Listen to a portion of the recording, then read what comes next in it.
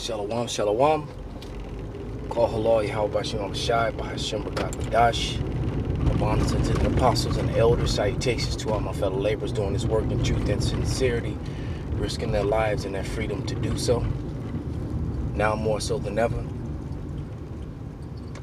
To the confusion of faith joined unto our ranks. The hopefully elect, the Akwaf that are listening and learning. To you I say shalom. This is your brother Malcolm from the branch of the Great Millstone here in Chicago.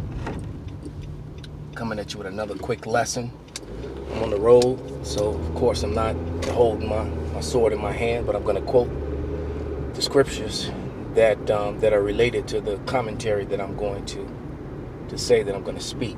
And basically, this won't be a long video, but this video is about judgment, all right, and how time is short, and we all need to get our spiritual houses in order. And I'm talking about your individual walk,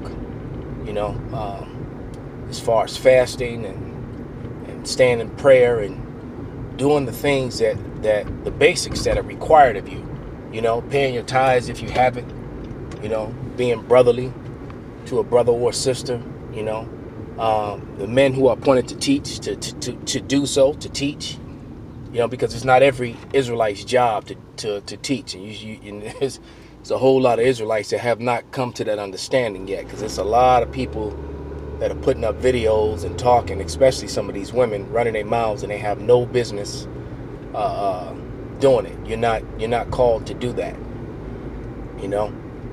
but we truly need to get our spiritual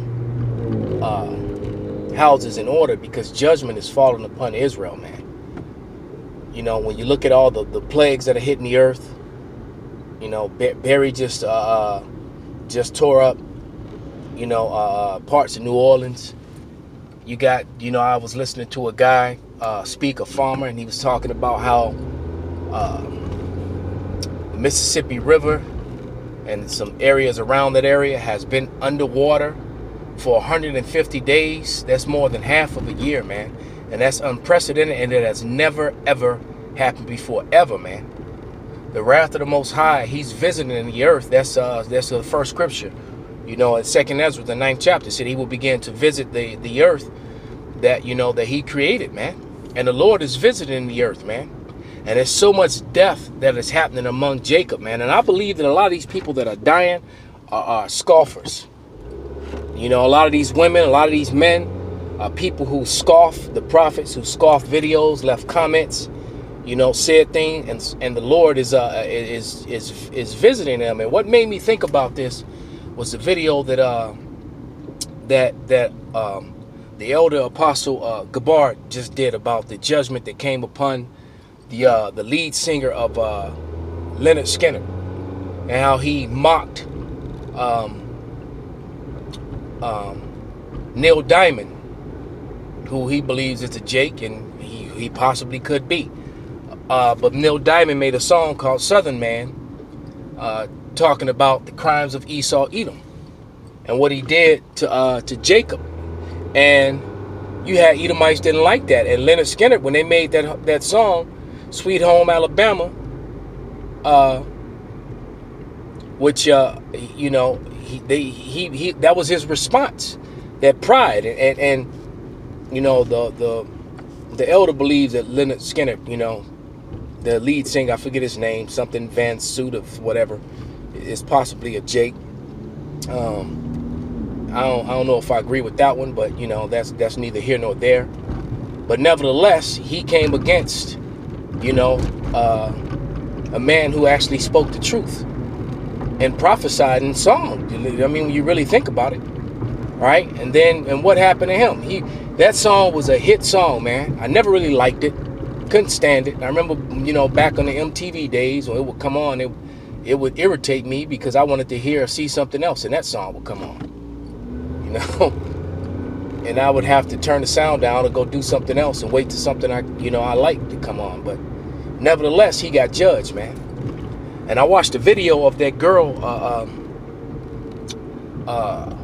I forget her name, who got judged by the train on 69th, man. And what she did was really foolish. You know, her phone fell out her bag or something, and it hit and bounced down onto the tracks, and you know, and she got down onto the tracks to get it. And there were like 4 or 5 men on the platform. All they had to do was grab her by each one of her hands and pull her up, but no one did. Because I think everyone was in shock that she jumped down there. So, you know, and then the train came so quick, and then one of the guy who was, I guess he was facing the other way, you know, he turned and he was pointing, you know, and telling her that the train was coming. And instead of her just stepping over the third rail and getting to safety by standing on the outskirts, which there's enough room for the train to go by, she ran at the train to try to go up the stairs, man. It goes to show you, man. Job 39 and 17, you know, the Lord didn't give her wisdom at all. All right, because what she did was stupid. It's like she was asking for death. But she ran at the train to try to beat it, to try to go to the stairs.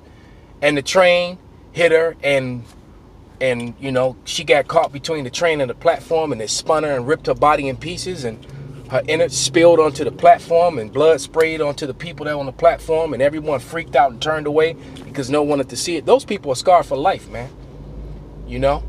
And then her family was saying that that no one helped her, and no one helped her. You know what? It wasn't meant for her to be. That was her day of judgment, man. The Lord judged her. Her phone, her Instagrams, and her tweets and all that was just so important that she jumped down onto a live train track with you know, to get a damn phone. She could have waited. I'm sure the phone wasn't sitting on the track itself. It would have been fine. Could have let the train go by, and one of the workers or somebody could have got it for her. All right. But, you know, this 2/3 of Israel is already marked for death. You know, that's Zechariah,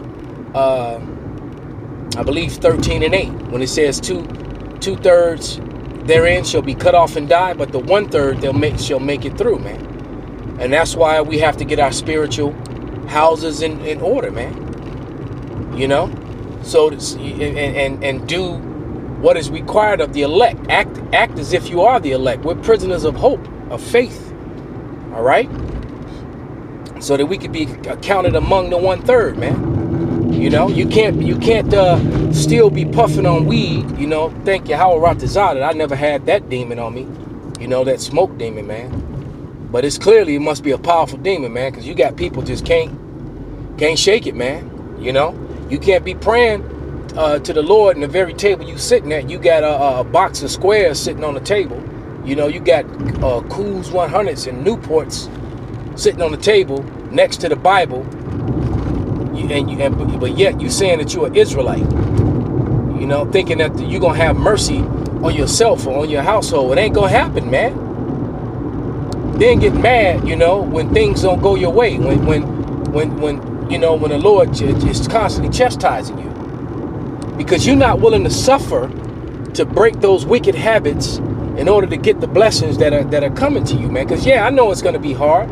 It's a chemical thing, but if the Lord is with you, the Lord gonna you know, free you of that. But you got to take that step, you know, for you people who have that issue, man, so that you could you know, be exempt from that judgment when that judgment comes. That's that Ezekiel 9 and 4, man.